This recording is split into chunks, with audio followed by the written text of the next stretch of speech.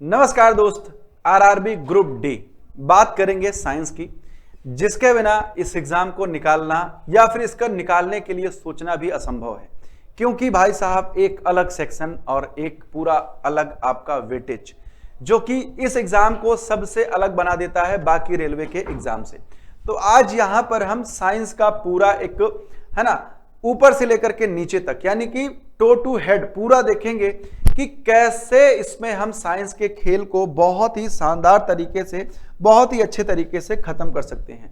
इसमें मैं आपको ये नहीं बताऊंगा कि कौन सा टॉपिक कर लो तो हो जाएगा। इसमें मैं आपको ये नहीं बताऊंगा कि इतने घंटे पढ़ लो तो हो जाएगा। इसमें मैं आपको ये बताऊंगा कि कैसे करके आप जो साइंस का एक डर है अपने अंदर कि बिना इसके हम आरआरबी ग्रुप डी का एग्जाम कैसे देंगे। तो पहली बात तो बिना इसके आप दे नहीं सकते हैं। दूसरी बात, अगर डर रहे हो तो वो डर आज से आपके जीवन में खत्म हो जाएगा। आइए हम बात करते हैं इसके बारे में बहुत ही विस्तार से। वीडियो को पूरा देखना मेरे साथ। तो सबसे पहले जो आरआरबी ग्रुप डी है उसमें सिलेक्शन का जो असली खेल है, ठीक है, वो असली खेल किसका है? साइंस का है। तो क्या आप इस जो बहुत लाखों स्टूडेंट्स की भीड़ है इसमें खोना चाहते हैं या फिर जो मेरिट लिस्ट है उसमें से एक सीट अपनी करना चाहते हैं? तो अगर एक सीट आपकी अपनी पक्की करनी है तो ये वीडियो पहले तो बात पूरा देख लेना, ठीक है ना।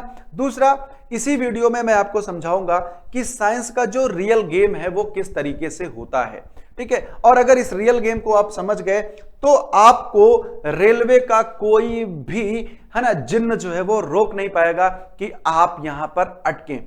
बात करेंगे उन 25 सवाल की, बात करेंगे उस 25 मार्क की जो आपको 100% सिलेक्शन दिखाते हैं, है ना। सिलेक्शन की राह जो है वो यहीं से होकर के जाएगी दोस्त।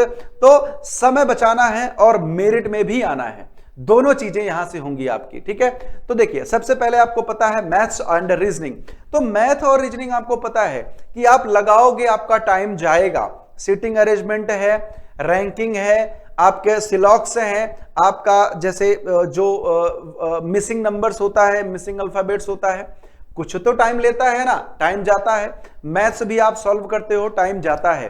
तो इसके लिए है ना, इसके लिए जो ये टाइम ले रहा है ये टाइम बचा करके कहां से लाओगे? साइंस से लेकर के आओगे। कैसे लेकर के आओगे? तो साइंस आपका वो गेम चेंजर है जो 25 नंबर तो लाएगा ही लाएगा, बाकी ये आपको सिर्फ और सिर्फ 10 से 15 मिनट में ये सारे नंबर्स दिला सकता है। जैसे अगर आपको सवाल आता है और वो न्यूमेरिकल नहीं है तो आप सीधे टिक करोगे, आगे बढ़ोगे, टिक करोगे, आगे बढ़ोगे। तो ये वही समय है जो आपको अपने मैथ और रीजनिंग के टफ सवालों के लिए बचा करके आगे लेकर के जाना है। कैसे करेंगे? तो देखिए, अब यहां पर वेटेज की बात करते हैं, ठीक है ना। वेटेज की बात करते हैं, कितना, ठीक है ना, कितना। तो सबसे पहले हम बात करेंगे किसकी? फिजिक्स की। किसकी बात करेंगे? सबसे पहले फिजिक्स की बात करेंगे, भौतिक विज्ञान की बात करेंगे। तो भौतिक विज्ञान से आपसे लगभग 8 से 10 प्रश्न पूछे जाते हैं, ठीक है ना। कितने? लगभग 8 से 10 प्रश्न पूछे जाते हैं और ये मॉडरेट टू हार्ड होते हैं, ठीक है। मॉडरेट टू हार्ड के लेवल के सवाल होते हैं। कुछ पूछे जाएंगे आपसे बिल्कुल सिंपल, कुछ पूछे जाएंगे फिनोमिनास के आधार पर, और कुछ पूछे जाएंगे सूत्र, और कुछ पूछे जाएंगे न्यूमेरिकल्स। और जो न्यूमेरिकल्स की संख्या है वो लगभग 2 से 3 होती है। 2 से 3 न्यूमेरिकल आपसे पूछे जाएंगे।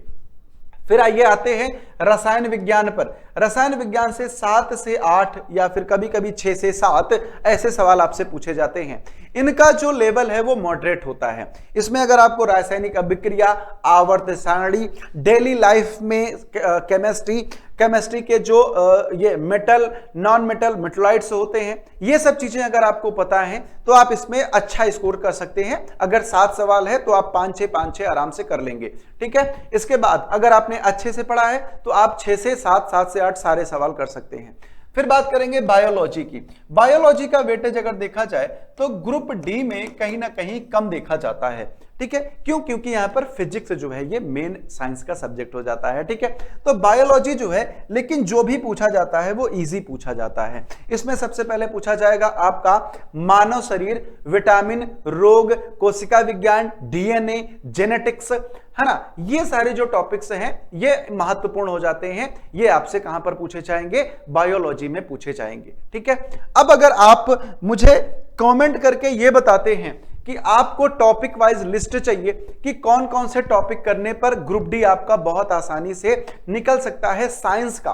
तो एक वीडियो मैं आपके लिए लेकर के आऊंगा जिसमें फिजिक्स, केमिस्ट्री और बायोलॉजी के सारे इंपॉर्टेंट टॉपिक्स रहेंगे। सब टॉपिक्स भी मैं बता दूंगा कि कौन से कहां से सवाल पूछा जाता है, ठीक है। लेकिन उसके लिए आपको कमेंट करना पड़ेगा कि we want topic wise video, अगर आप बताएंगे तब, ठीक है। अब आ जाइए सबसे एक बड़े डर की बात करते हैं स्टूडेंट्स की।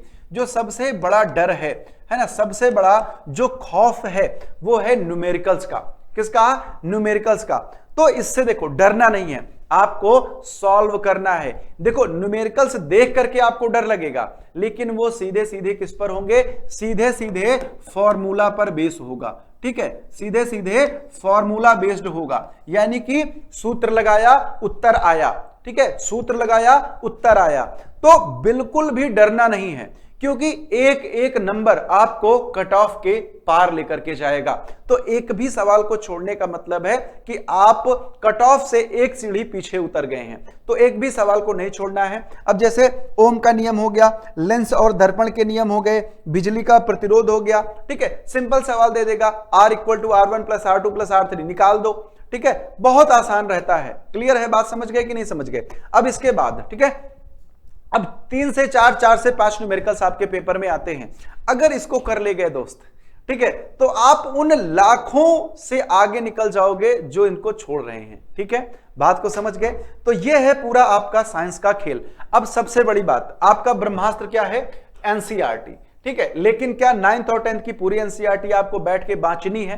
तो जी नहीं, ये करवाऊंगा आपको मैं। हालांकि ये आपका चल भी रहा है।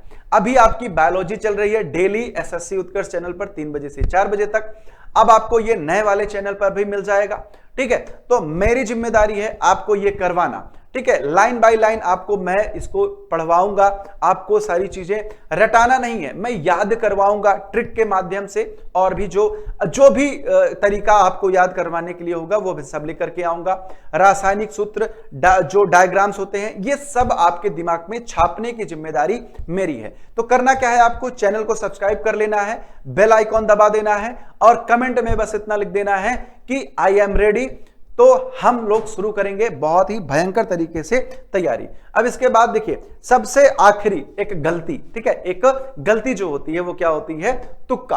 आपकी निगेटिव मार्किंग कितनी है? 1/3 है, ठीक है। तो तुक्का मतलब कि भैया सुसाइड, ठीक है। तो करना क्या है? मॉक टेस्ट देना है। मॉक टेस्ट देके आपको एक्यूरेसी बढ़ाना है, आपको क्वालिटी पे ध्यान देना है, क्वांटिटी पे नहीं। जब आप क्वालिटी पे ध्यान दोगे तो क्वांटिटी धीरे धीरे धीरे धीरे अपने आप इंप्रूव कर लेके जाओगे। तो बिना सोचे समझे तुक्का नहीं लगाना है, आपके सवाल बहुत गलत हो जाएंगे और माइनस मार्किंग का बहुत बड़ा नुकसान आपको झेलने को मिल सकता है। दूसरी सबसे चीज, लास्ट टाइम रिवीजन के लिए अपने खुद के शॉर्ट नोट्स, कोई बुक नहीं, कोई प्रिंट आउट नहीं, कुछ भी नहीं, अपने नोट्स आप 1 पेजर बनाओ, ठीक है। 1 पेज लो, उसको मोड़ो, आधा आधा करके लिखो, यानी कि जितना छोटे से छोटे में आप चीजों को समराइज करके लिख सकते हो वैसा कीजिए, ठीक है। तो ये 3 चीजें आप लोग कर लीजिएगा। अब इसके बाद हम करेंगे यहां पर सबसे इंपॉर्टेंट चीज, पूरी तैयारी कहां पे हो गई? तो पूरी तैयारी डेली फ्री क्लासेस के लिए आप चैनल को सब्सक्राइब कर लीजिएगा, है ना। आपको daily free science classes, tips, ये सारी चीजें यहां पर मिलती रहेंगी। तो चलिए मिल करके इसको हम फतेह करते हैं। मिलता हूं आप लोगों से अगले वीडियो में, तब तक के लिए आप सभी लोगों को प्यार भरा नमस्कार। जय हिंद, जय भारत।